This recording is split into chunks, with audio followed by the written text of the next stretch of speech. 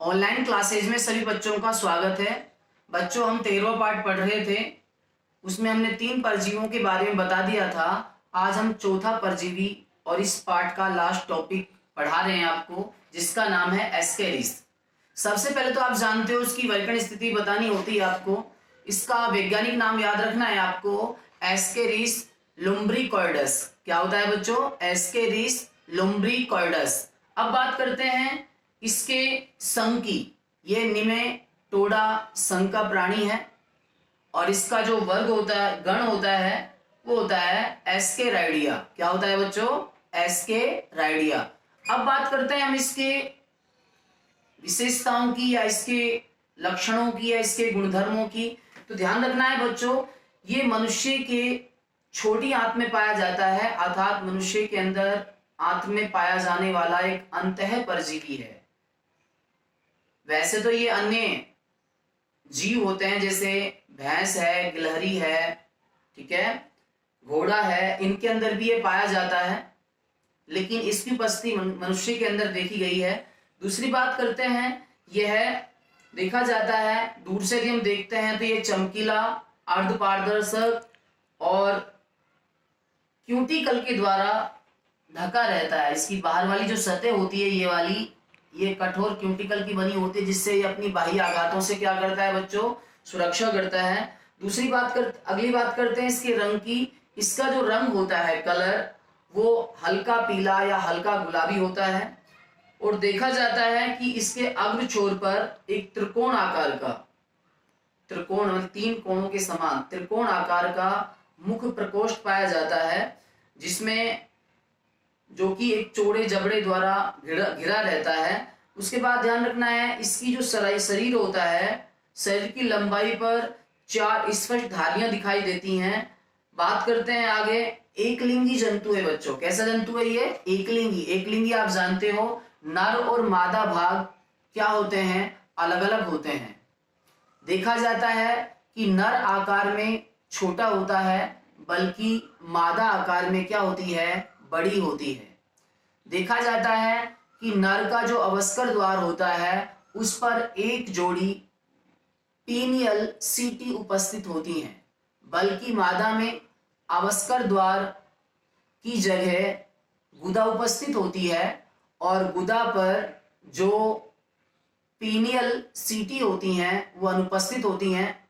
उसके बाद करते हैं बच्चों, इसका जो सीधी सी बात है, पाचन तंत्र की बात करें तो इसके अंदर मुख प्रकोष्ठ, आंत्र, मलाशय, ये सभी इसके अंतर्गत होते हैं, इसके पाचन तंत्र के अंदर आते हैं। और नर का जो मलाशय होता है वो अवस्कर द्वार में खुलता है, बल्कि जो मादा का मलाशय होता है वो अवस्कर द्वार में नहीं खुलकर, बताओ बच्चों, किस में खुलेगा? गुदा द्वारा बाहर खुलता है। तो ये आपको याद रखना है। उत्सर्जी छिद्र की बात करें तो इसके अग्र सिरे पर उत्सर्जी छिद्र होता है, जो कि 3 मिमी दूर मध्य सतह पर स्थित होता है। आगे हम बात करते हैं, इसके जन्म छिद्र केवल मादा के अंदर पाया जाता है और मादा के शरीर की अधर रेखा पर बताया जाता है कि लंबाई के लगभग 1/3 भाग के पीछे स्थित होता है। तो ये तो थी, और इसमें आगे और भी लक्षण हैं। जैसे श्वसन की बात करें तो बच्चों, इसमें श्वसन होता है अवायवीय श्वसन। कैसा होता है? अवायवीय श्वसन, अर्थात ये ऑक्सीजन की अनुपस्थिति में भी क्या कर सकता है? श्वसन की क्रिया कर सकता है। ठीक है, तो ऑक्सीजन अनुपस्थित हो जब भी श्वसन कर सकता है। तो ऐसे श्वसन को क्या कहते हैं बच्चों? अनोक्सी श्वसन या अवायवीय श्वसन। अब बात करते हैं बच्चों इसके जीवन चक्र की। देखा जाता है कि नर और मादा में जो मैथुन की क्रिया होती है, मैथुन जानते हो, जब वो लैंगिक संपर्क बनाते हैं, तो नर व मादा के अंदर मैथुन की क्रिया मनुष्य की छोटी आंत्र में होती है। छोटी आंत्र में होने के बाद देखा जाता है कि मादा कठोर आवरण युक्त अंडे परपोषी के शरीर से बाहर मल के माध्यम से बाहर वातावरण में निकालती है। उसके बाद आप जानते हो, जब इन अंडों को उपयुक्त तापमान, नमी या आर्द्रता भी कह सकते हैं, या उपयुक्त ऑक्सीजन अवेलेबल हो जाती है, उपलब्ध हो जाती है, तो इनसे बताया जाता है जो कि प्राथमिक जो लार्वा उत्पन्न होता है उसका निमोर्चन जो होता है वो अंडे के अंदर ही हो जाता है, और इसकी जो प्राथमिक द्वितीयक लार्वावस्था होती है वो ज्यादा संक्रामक होती है। और बताया जाता है कि जब कोई मनुष्य खुले में शौच करता है तो शौच करने के माध्यम से मल के द्वारा ये अंडे बाहर आ जाते हैं, और जो लार्वा होता है वो मुक्त होकर कह सकते हैं दूषित जल या भोजन के माध्यम से शरीर के अंदर प्रवेश कर जाता है स्वस्थ व्यक्ति के शरीर में। और शरीर में प्रवेश करने के बाद अब वो बच्चों कहाँ जाएगा, आहार नाल में। आहार नाल के माध्यम से वो कहाँ पहुंचता है, सीधा छोटी आंत में।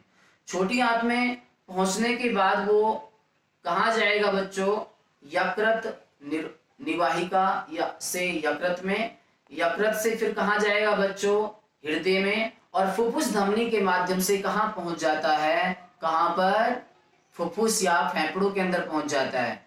आपको पता है वहां पर जाकर वो अपनी विभिन्न अवस्थाओं को दोहराता रहता है और तृतीय निमोर्चन, तृतीय अवस्था उत्पन्न कर लेता था, उसके अंदर तृतीय निमोर्चन हो जाता है। विभिन्न मार्गों से देखा होगा आपने, गुजरता रहता है। तो ऐसे जब ये गुजरता रहता है तो इसको हम कहेंगे एक तरह से इसका प्राथमिक प्रवास। आप ध्यान रखना है बच्चों, जो मनुष्य कह सकते हैं कोई मनुष्य क्या है, दूषित है या ग्रसित है, तो जब वो अपना थूक या अपनी जो लार है, खांसी होती है, तो उसके द्वारा जो रोगाणु बाहर मुंह के अंदर आता है तो उसको थूक के माध्यम से वो निगल लेता है, और निगलने के बाद ये वही कहाँ पहुंचता है, आहार नाल में प्रवेश करेगा।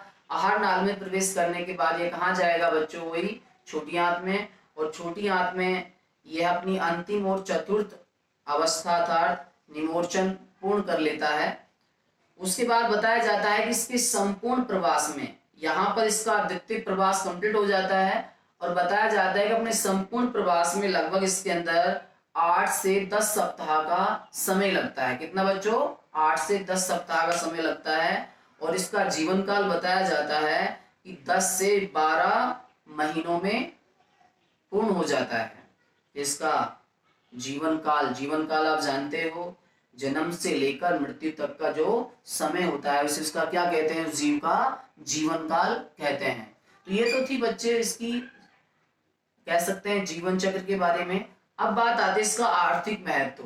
देखा जाता है कि जो निमेटोडा जो प्राणी होते हैं उनके अध्ययन के लिए ये सबसे उपयुक्त माना जाता है।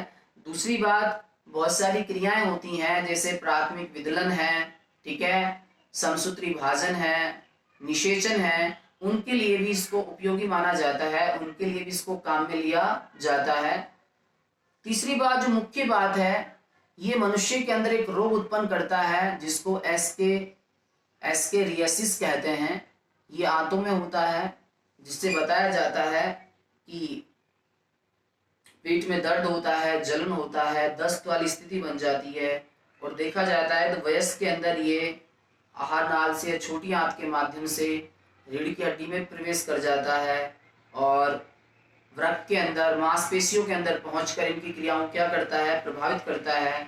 और जब ये ज्यादा इसका संक्रमण हो जाता है इस रोग का, देखा जाता है तो व्यक्ति को ज्वर भी हो जाता है, बुखार भी हो जाता है, रक्तहीनता वाली स्थिति आ जाती है, मतलब उसके अंदर खून की भी कमी आ जाती है, श्वेताणुओं की कमी हो जाती है, WBC की भी कमी हो जाती है उसके अंदर।